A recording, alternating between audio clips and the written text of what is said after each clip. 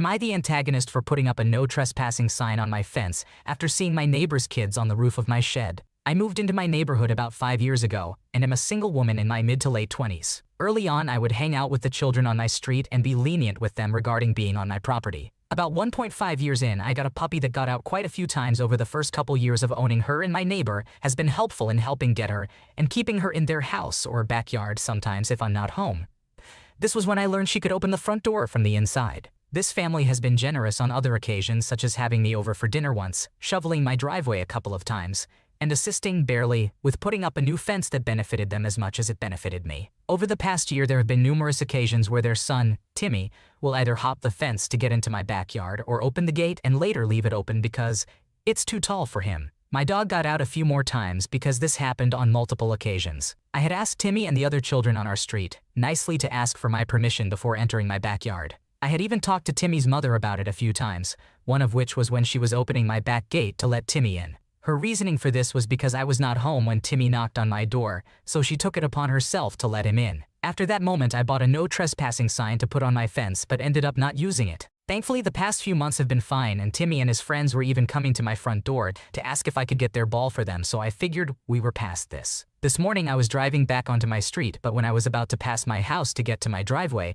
I saw Timmy and a friend on the roof of my shed in my backyard, and Timmy's father next door helping them. I stopped my car right there and called out asking what they were doing. The father's response was that there was a ball between the fence and my shed that was only accessible by climbing my shed. That's all fine and good, but I asked why he couldn't wait to ask me before doing it and didn't get a response. When Timmy and his parents left for the day, I went outside and put the no trespassing sign on the fence right near my shed, next to their property line. Well, 5 hours later, they arrived home and I received a text from Timmy's mother outlining how generous they have been and how they have respected my boundaries, so they were really hurt by the sign I put up. Am I the a-hole for finally putting the sign up after Timmy and his parents still don't understand my wishes of asking for permission before entering my yard? It's important to protect your property and ensure safety measures are in place. Putting up a lock, cameras, and signs may not improve your relationship with your neighbors, but it's necessary for their safety and to protect yourself legally. It's concerning that Timmy's dad encouraged his son to climb the shed without waiting for your approval, and it's important to take steps to prevent potential accidents. Am I the antagonist for getting genuinely angry following the cruel prank my friends pulled on me? I am totally ready to be made fun of for this, but I strongly believe in the paranormal. And one thing in particular that freaks me out to my core is mimicry. A spirit, or an entity, taking on human traits or the appearance of a loved one to mess with you or lure you in. That kind of thing gives me nightmares, and it's something my friends are very aware of given how much I talk about it. Last week I was staying over at a friend's place, along with a few more people. We had been hanging out together that evening and were too drunk to safely go home, so we slept there. In the middle of the night, something woke me up, and while I was still dazed and confused, I noticed one of my friends standing in the corner of the guest room. They were staring at me with a neutral demeanor, standing unnaturally still, and started whispering complete nonsense at me. Jumbled words forming meaningless sentences. Genuinely very creepy and eerie stuff. I could hardly breathe and was just frozen. I couldn't believe what was happening. I was still under the effects of alcohol and had literally just woken up, and this felt like a surreal nightmare. After a bit, they started walking in a very robotic way to the bedroom door, never taking their eyes off me, and left the room. That kind of made me snap out of my frozen state, and I started considering it was a prank. I got up and rushed out, only to see them sleeping on the couch. However, there were two girls awake in the kitchen, chatting quietly. That would have definitely seen them get up. But when I asked, they said they didn't. I started freaking out at that moment, just locked myself in the guest room and barely managed to sleep. I was terrified of that thing coming back. In the morning, I was eager to tell everyone about what happened to me, which I did. They all listened attentively until the end when they told me it was just a joke. He was acting, the girls had lied. They were just messing with me. I just stood there without saying a word, then went to pick up my things and go. I was about to leave when one of the girls from the previous night blocked the door and told me to chill out, that I was overreacting. I mumbled something like "get out of the way, you lying person," and she did. As I walked back home, I realized I was crying. When I got home and checked my phone, I had tons of messages about me overreacting, going too far with the bitch line, making too big a deal out of a simple prank. Some time has passed and I feel a bit bad about my reaction, but part of me feels like it's justified. I think it wasn't that unfair of a reaction to learning my friends had used my beliefs against me while I was vulnerable, just to get a good chuckle. I feel a need to explain my beliefs. While I don't consider myself Native American, I do have a lot of Native American ancestry and family, and most of what my family has passed down from that culture are those legends and tales of creatures and spirits. Growing up, I was told those stories a lot, and always had a fascination for them as well as respect and fear for the things they speak of. If you find it dumb, so be it, but it's how I was raised and part of my culture.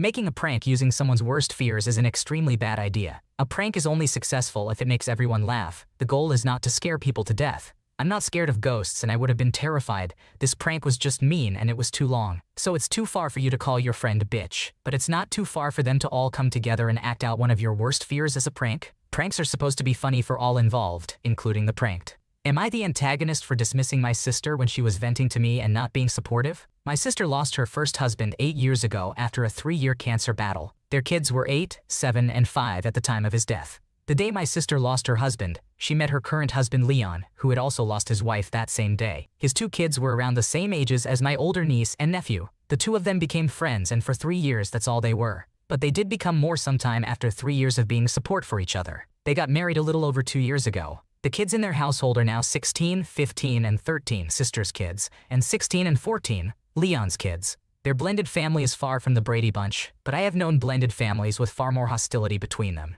They do have one major issue that has led to my sister become very frustrated and upset. The anniversary of the first spouse's deceased parents. To put it plainly, the children are resentful that they have to split the day honoring both my sister's first husband and Leon's first wife. Regardless of whether it's a weekday or a weekend, they will go to the grave and go out to eat afterward. The kids don't care about their step-parents' late spouse and only want to honor their late parent. But my sister and Leon want to be together for each other on that day. So each anniversary there are fights and yelling and a lot of tension is in the air. My sister and Leon do not want to mark the day without each other though, as I said, so they expect their kids to be okay with it. My nephews and niece told my sister the other day that they are going to their grandparents on the anniversary and will mark the day with them instead. This year it falls on a Saturday. My sister told them she won't allow that, and they told her they do not give a shit about Leon's wife, and they only want to visit their dad's grave, not some random woman's grave. Leon's kids do not have maternal grandparents, so it's not the same for them. But they apparently told him that they will probably walk all over the grave this year to show how much they hate being dragged there. My sister came to me yesterday and told me all about this. She told me she wanted to vent and needed her brother, me, so I listened.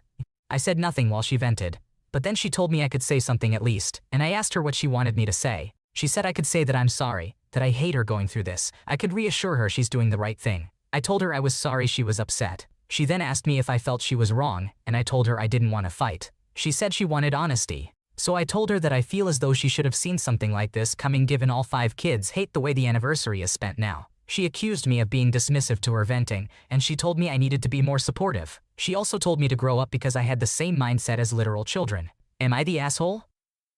Your sister and her husband are being major ahs for forcing the kids to go mourn a stranger on the day they want to remember their own father. Everyone grieves differently, and it's incredibly selfish to dictate how the kids spend this day. They should be able to choose how they grieve, whether it's alone or at the graveyard, without being forced to incorporate a stranger. It's clear that your sister and her husband are being dismissive of the children's feelings, and the situation is unhealthy for the whole family. They should prioritize the kids' grief and let them grieve in their own way. How the hell do I get him to finally agree to divorce? I apologize for my tone, but I am at the end of a very long tether. My husband and I have been together for 20 years, married for 12 and a half, and have one child who is 9 years old. We've been in a dead bedroom for the majority of this time, almost entirely due to his issues around anxiety, depression, laziness, and anger. In short, he is an absolute nightmare to be married to. He is an overgrown, petulant child with a good job, so he can fool everyone else into thinking he's a functioning adult. We've split in the past and I returned due to his manipulation, threatened to kill himself, but absolutely nothing changed. We were thrown back together just before lockdown, which was intense, so we started counseling again last year to work out some issues. Every session involved me just sitting there while he had a one-on-one with the counselor about his behavior and the reasons behind it. We got nowhere. As we aren't intimate at all, I suggested we look into opening the relationship if he didn't want to agree to divorce. He said yes, so I've gone down that route. I asked him if he'd rather me sleep with other men than divorce, and he said yes. I'm happy with my decision, as after years of me trying, the thought of him even coming near me nowadays makes my skin crawl. Now as he flat refuses to entertain the idea of separation, says he'll walk out of our daughter's life completely if we leave, I would at least like him to step up and become a husband, not a housemate. I'm sure I'll get shit for this, but if I'm to be forced to be married to this man on his insistence, then surely he needs to bring something other than money. I'm the slightly higher earner anyway and can survive on my own, so I don't rely on him. I also do all household and kid-related admin and the majority of the housework, etc. I can't kick him out as we co-own the house, and I can't leave as the rental market is too competitive at the moment. so all I ask is for him to bring something to the relationship as a compromise. I'm currently 2 days post-operation from having all my wisdom teeth removed under general anesthesia. Considering he wants to be my husband, he has done the absolute bare minimum to help. My head is woozy and I'm in pain and on a liquid diet for the time being. All he and my daughter have done all day is give an attitude, shout at me, shout at each other and tell me that I'm being too sensitive. I can't even open my mouth properly to get the darn soup spoon in, so forgive me for not having the patience for your 1,000 questions. His anger this time is allegedly because I said I was hungry and lightheaded at 5:45, and we don't normally eat until after 6, so I had to wait for him to microwave some soup. He literally never cooks, so this is a huge deal. I'd been walking around shopping with him all day. I was exhausted, but apparently I'm too sensitive. So now I'm laying in bed while my daughter has shut herself in her room, refusing to talk to me because I'm selfish, and he's throwing things around downstairs in a bad mood. How the heck do I get this human stain out of my life? I'll worry very stat. You should definitely consult with a divorce attorney to see what is required and how to proceed. It's clear that your husband's manipulation tactics are not healthy for you or your daughter. Threatening suicide is a serious issue and should be taken seriously, but it sounds like he may be using it to manipulate you. Your mental health and well-being, as well as your daughter's, should be the top priority in this situation. Don't let fear hold you back from taking the necessary steps to protect yourselves. Am I killing my marriage by not having sex? I'm a 37-year-old woman and my husband is 40 years old. We have been together for 10 years, married for almost 1, and have a 15-month-old child. Our sex life was good at the start of the relationship. He has been my first and only partner, so I don't have a lot of room to compare, but it's been enjoyable. The last few years, 2020-2021, of me having an intrauterine device did crazy things to my hormones, and mood swings were big. Sex life was mediocre. A few times a month maybe? More if we were doing physical activity, but that was the height of COVID, so it was hard to be as active as we like. Anyhow, got the UD out, November 2021, and suddenly felt very into sex again. It was like when our relationship was new. I got sexy outfits, we tried new positions, new places, you get it. We had decided that we'd be open to starting a family, but had no idea how long that would take since I'd previously had a doctor tell me I had polycystic ovary syndrome. It only took 3 months. I was scared to have sex at the beginning of my pregnancy, and it was uncomfortable at the end. Since then, it's been maybe half a dozen times in a little over a year. I don't initiate sex. I've always been kind of shy that way anyhow, lacking confidence. I have offered given oral sex, but I haven't initiated past that. We have had penetrative sex and it's felt okay, but I don't initiate that. To be honest, penetrative sex had never looked to organ for me, even before pregnancy. But my husband is usually pretty good about making sure I finish other ways. Last night he got all cuddly and offered to give me oral sex. Anyway, I really wasn't in the mood. I acknowledged that it'd been a while, but I told him I just didn't feel like it. I told him that I'm happy to make him feel good,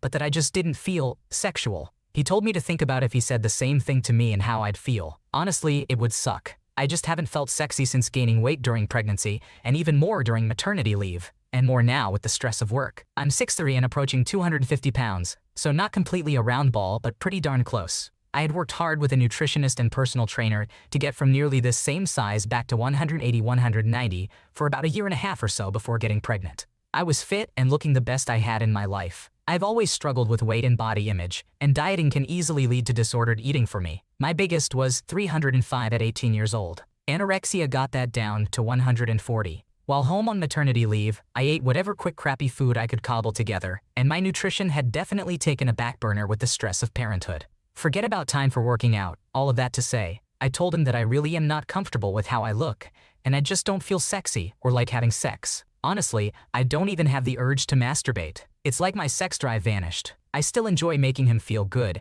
and giving him oral and such. But again, I know that's not all he wants, and not really what I want either. Not sure how to get over this? I've read plenty of posts about dead bed and relationships that struggle because one partner is a cold fish. What do I do? Post-pregnancy hormonal changes can really throw things out of whack, especially with breastfeeding and hormonal birth control in the mix. It's important to communicate with your partner and work together to tackle feeling better mentally and physically. Maybe he can help with meal prep and groceries while you focus on getting to the gym a few times a week. It's all about teamwork. On the flip side, expressing physical affection, even non-sexual, can help maintain your bond during low libido periods. Sometimes all it takes is a hug or some hand-holding to feel connected. Let your partner know how he can support you during this time. Good luck! Am I the antagonist for wanting to be the sole inheritor of my mother's estate, and for wanting to leave her long-term boyfriend out of her will? My mother, 64 years old, and her boyfriend, John, 60 years old, have been living together for 22 years. The state we are in does not have common law marriage. My mother kept my childhood home after my parents' divorce, and John moved in with her when I was 15 years old. John and my mother's relationship was very bad at the start. John lied about being divorced from his previous wife. He went out to bars frequently and cheated many times. He did not treat my mother well. My mother allowed John's young son, Kevin, to stay in her home every summer. John's ex-wife and Kevin moved out of the state. My mother took care of Kevin during these periods while John was usually too drunk to be a good dad.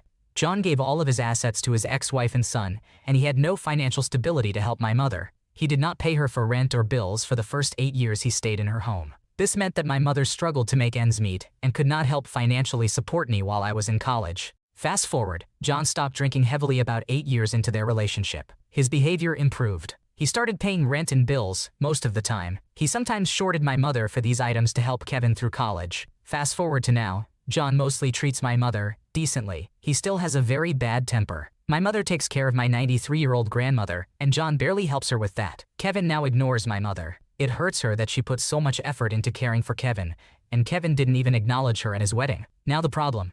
John is increasingly upset that he is not on the deed to my mother's house. My mother and John had a conversation, and he wants to split the house 50-50 with me in her will. She was pretty astounded at that figure, and so am I. John thinks that if something happens to her and I inherit, I will kick him out and leave him with nothing. My mother's stance is that the house is hers, and that I should inherit it. She thinks that if she dies, John inherits, and then he dies, all of her assets will go to Kevin. John's stance is that he's been living there and contributing to bills for 22 years. It's really been about 14 years, due to the 8 years at the beginning when he didn't pay. He says he's kept the house up, he mows the lawn, but does nothing as far as chores or repairs. My stance is that John has made my mother's life hell. He was awful to her for years, and even now that has stopped. His frequent bad moods and unwillingness to help my mother with my grandma are a constant burden. He holds her back from doing many things that would make her happier. Am I the a-hole for not wanting John to be the legal inheritor of anything in my mother's estate? And for wanting to make the decision about how much he deserves based on how he treats her as they age? Your mother's wishes are the only ones that matter in this situation. However, there is a difficult situation brewing because your mother has been with John for a long time now. Even though he may not be contributing much, he still has influence within the relationship which could cause conflict. It's important for your mom to see a lawyer to ensure her will won't be contested, as John has been paying rent and living there for 22 years. If she dies and he contests, it could lead to a stressful lawsuit. Ultimately, your mom's opinion is the only one that matters, and if she wants you to inherit the house, then that should be the end of it. Lots to consider, none of it easy. Thanks for watching. When you subscribe, make sure to hit the bell to turn on notifications so you never miss a video. To finish listening to all the stories, check out the playlist in the description.